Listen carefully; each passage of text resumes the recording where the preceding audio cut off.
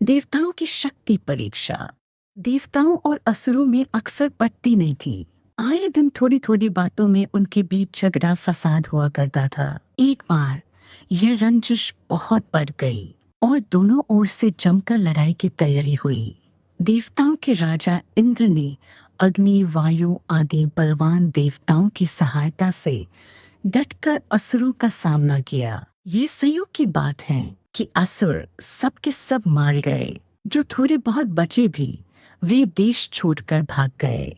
इस लड़ाई से देवताओं की धाक जम गई। चारों ओर उनकी वीरता की प्रशंसा होने लगी। यूं तो सभी देवताओं ने प्राण होकर इस लड़ाई में वीरता दिखाई थी, पर अग्नि और वायु का तो इसमें बहुत बड़ा हाथ था। जो काम करता है वह नाम भी चाहता है।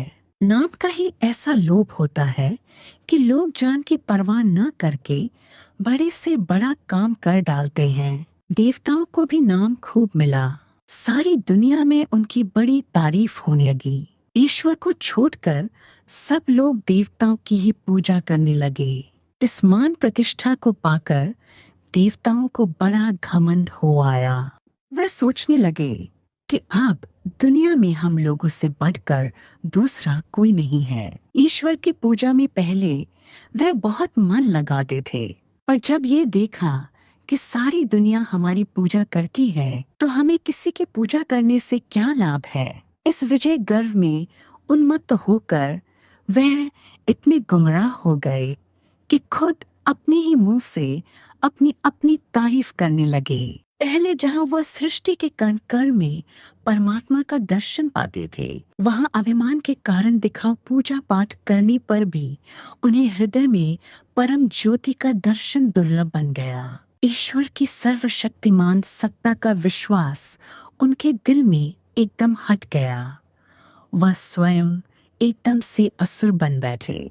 भगवान को अपनी भक्तों की सदा सुध बनी रहती है। जैसे पिता अपने प्यारे पुत्र का असफल या दुखी कभी नहीं देख सकता, उसी तरह भगवान के मन में भी देवताओं की इस गर्व भावना से बड़ी चिंता हुई। उन्होंने सोचा कि यह सचमुच मतवाले या बड़े अभिमानी हो गए हैं। अभिमान के नशे में यह कुछ भी नहीं बूझ रहे हैं कि वास्तव में हमारा क्या हो रहा है। अगर इन्हें समय रहते ही सचेत नहीं किया जाता तो इतने दिनों तक हमारी सेवा करने का इन्हें क्या फल मिलेगा। अगर मैं इस समय इनकी इस करतूत को सह लेता हूँ तो इसका नतीजा यही होगा कि यह सब भी असुरों की तरह नष्ट हो जाएंगे और इनके कारण सारी दुनिया फिर नरक बन जाएगी। विजय प्राप्त करके इतना घमंड इनमें जो आ गया है सो निश्चय ही सबका विनाश करके छोड़ेगा। जो बड़े होते हैं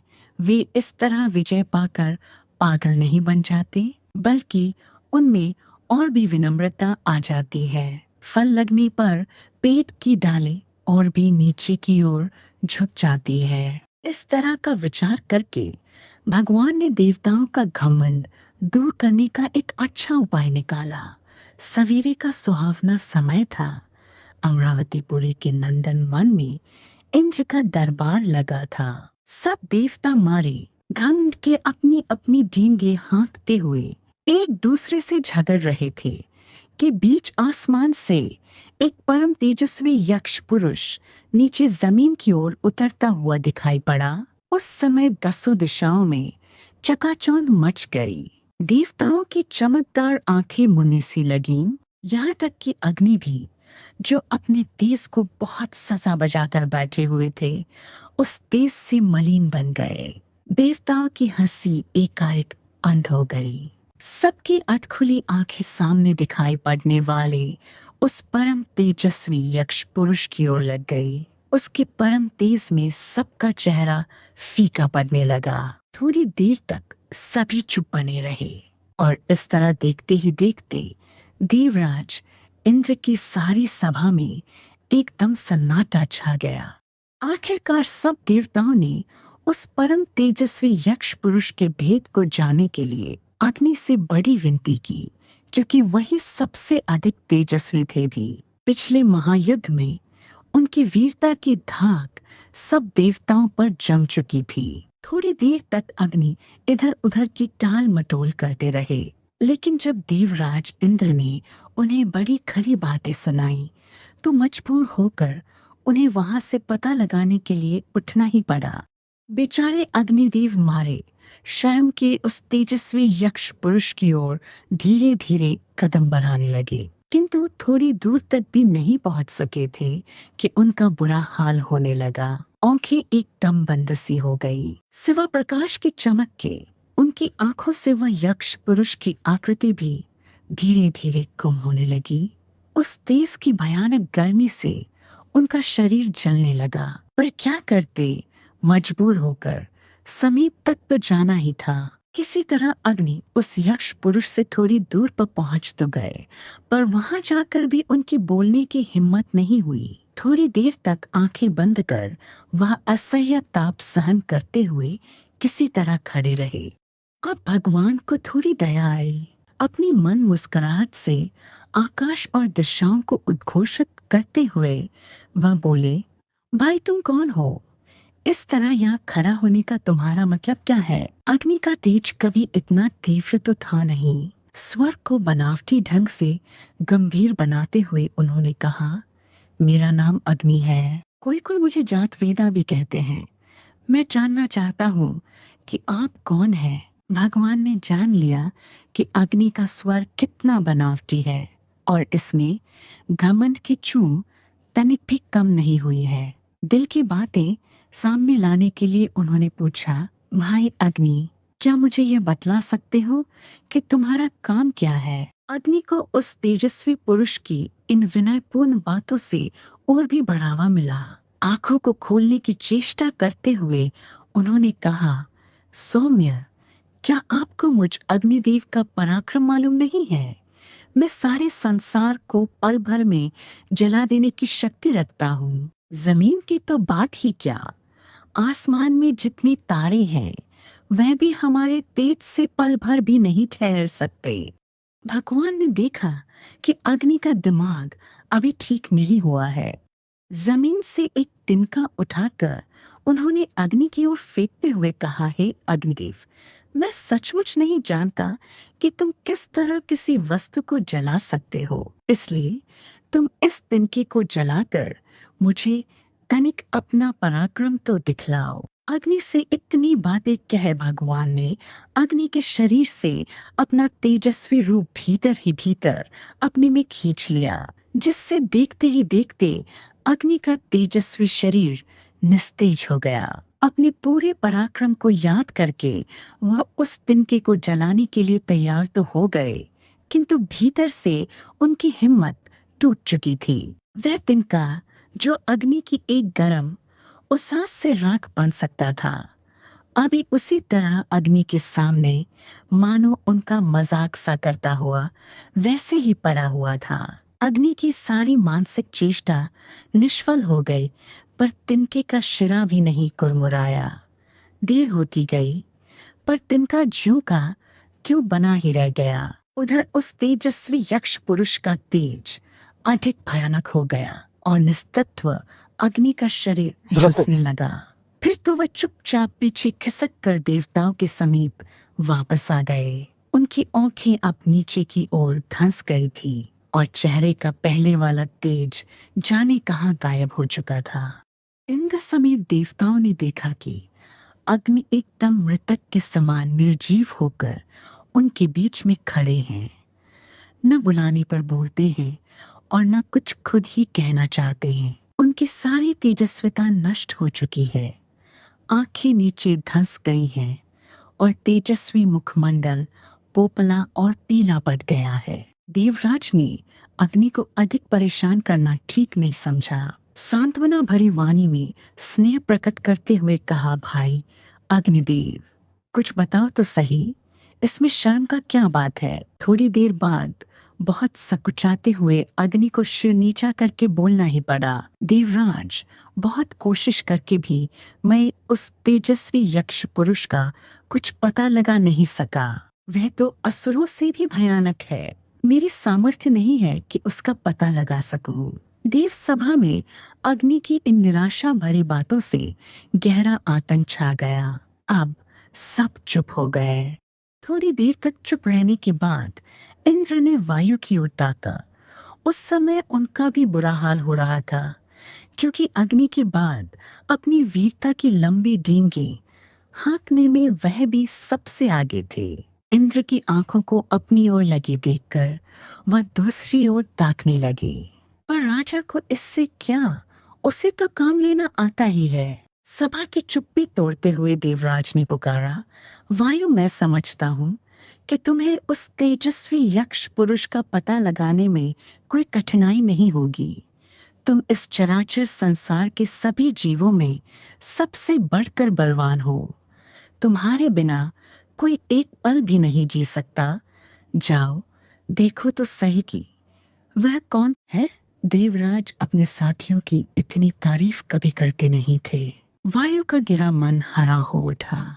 वह जाने को तैयार होकर आगे बढ़े, पर थोड़ी ही दूर जाने के बाद उस तेजस्वी पुरुष के तेज पुंज की ओर ताकना भी वायु के लिए बड़ा कठिन हो गया। किसी तरह कुछ दूर समीप चलकर वह भी खड़े हो गए, पर पूछने की हिम्मत बाकी नहीं रह गई। दीन दशा में वायु को थोड़ी देर तक खड़ा रहने के बाद भगवान ने पूछा, भाई, तुम कौन हो? यहाँ आने का तुम्हारा मतलब क्या है? वायु को कुछ ढांढस हुआ। शरीर को कुछ सजीव बनाने की चेष्टा करते हुए उन्होंने कहा, सौम्य, मेरा नाम वायु है। सारे संसार की जिंदगी मेरे हाथ में रहती है। क्या तुम मुझे जानते नहीं? सारी पृथ्वी की सुगंध मैं अपने में समेट कर बहता हूँ। इससे कोई कोई मुझे गंधवाह कहते हैं।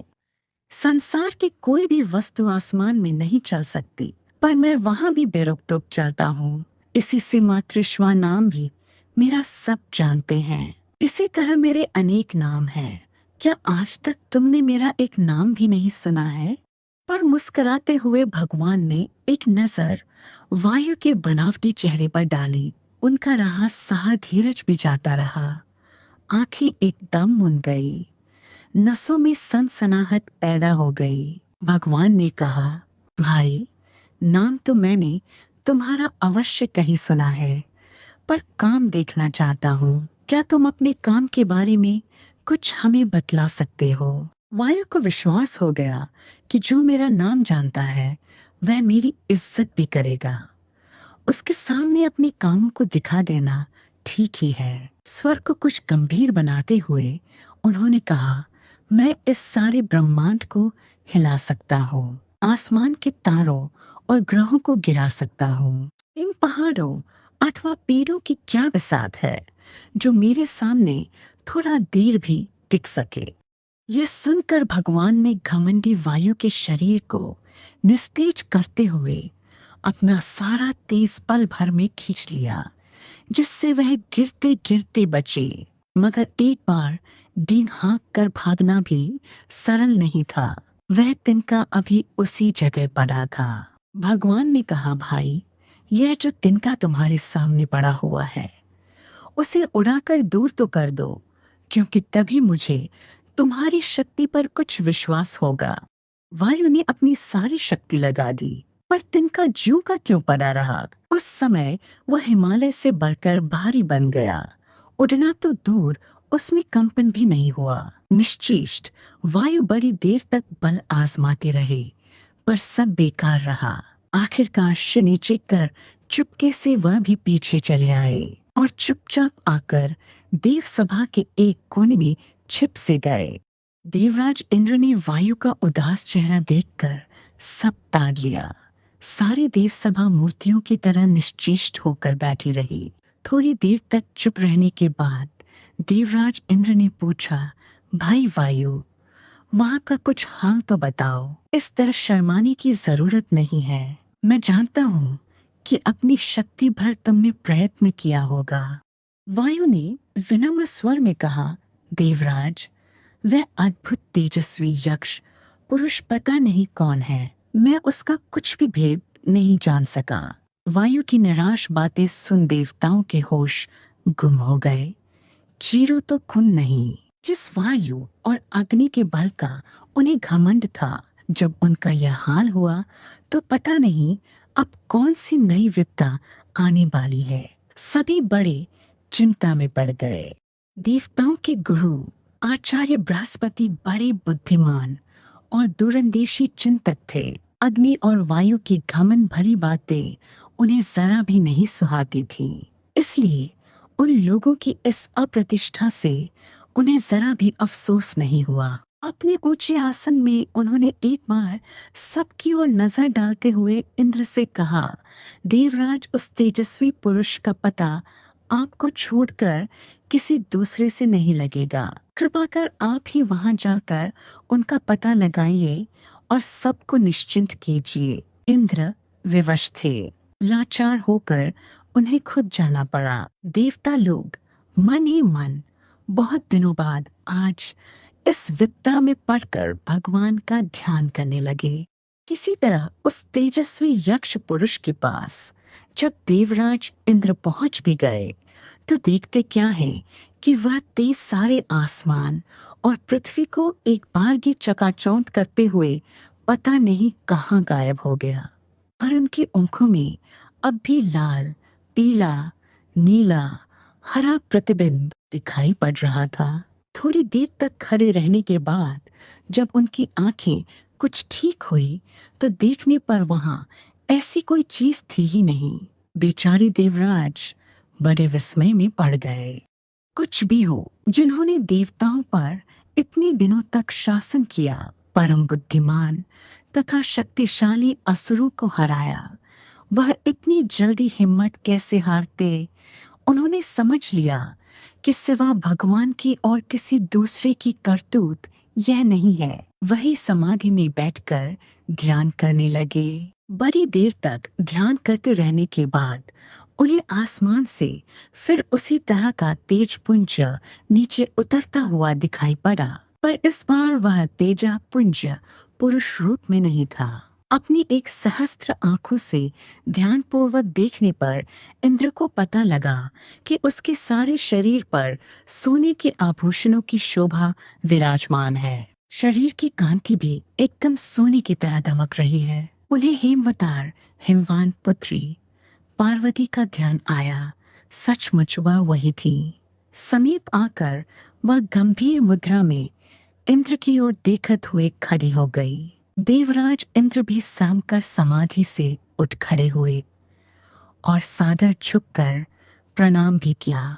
थोड़ी देर तक खड़े रहने के बाद इंद्र ने विनय भर स्वर में पूछा, आप सारे संसार की जननी हैं, भगवान शिव की आधार स्वरूप हैं। आपसे इस चराचर संसार में कोई भी वस्तु अज्ञात नहीं है। अभी थोड़ी ही देर हुई, यहीं पर एक परम तेजस्वी यक्ष पुरुष दिखाई पड़ा था। मैंने अग्नि और वायु को उसका भेद जानने के लिए भेजा, पर वह निराश लौट गए, कुछ भी नहीं जान सके। अत मैं निरुपाय होकर मुझे स्वयं यहाँ आना पड़ा है। मगर समीप आते आते वह जाने कहाँ विलीन हो गया। आप उसे अवश्य जानते होंगी।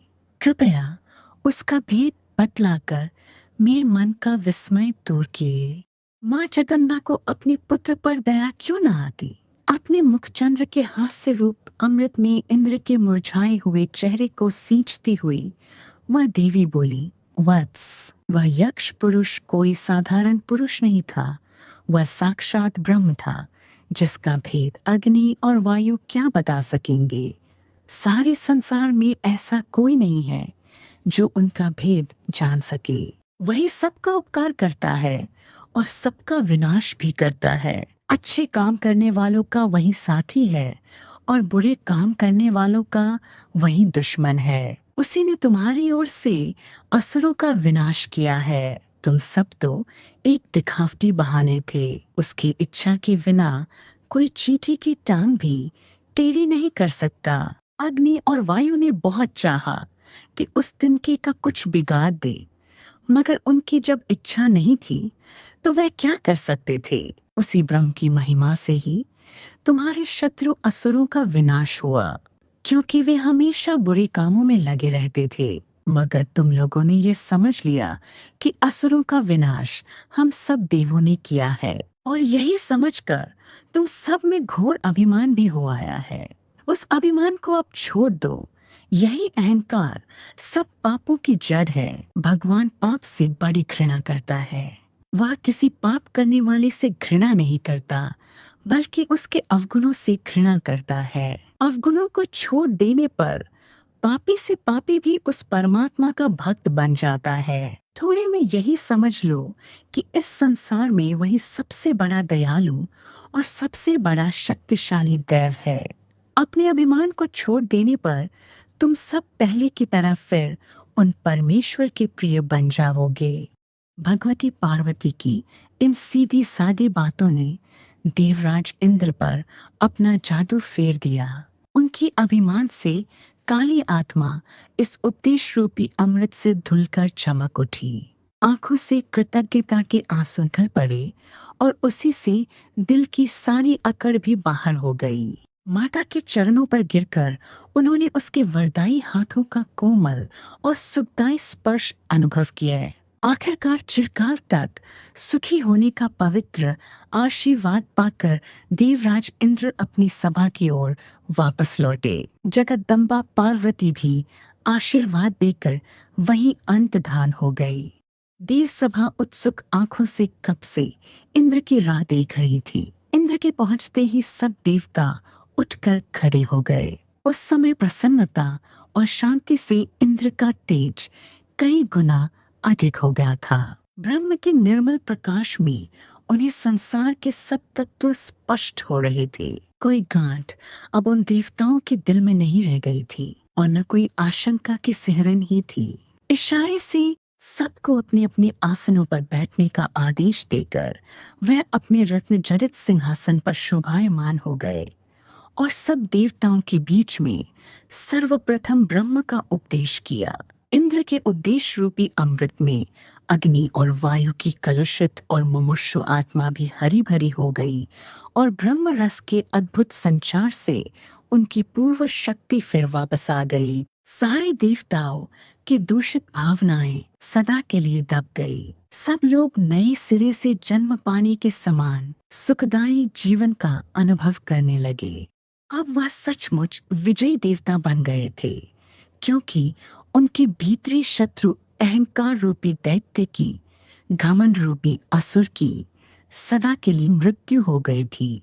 यह कहानी केन उपनिषद के आधार पर रची गई है और लेखक राम प्रताप त्रिपाठी शास्त्री द्वारा रचित उपनिषदों की कहानियां नामक पुस्तक से उद्धृत की गई है।